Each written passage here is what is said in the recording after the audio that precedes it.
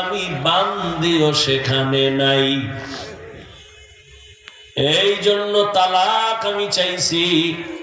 কিন্তু রাস্তার মাঝে যাওয়ার পরে তুমি যখন পড়িয়া গেছো, পা ভেঙ্গে গেছে, কান্না শুরু, আল্লাহর রহমত চলে আসছে, আল্লাহ রহমতের নজর দিয়ে তোমাকে মুসিবতে ফালাইছেন।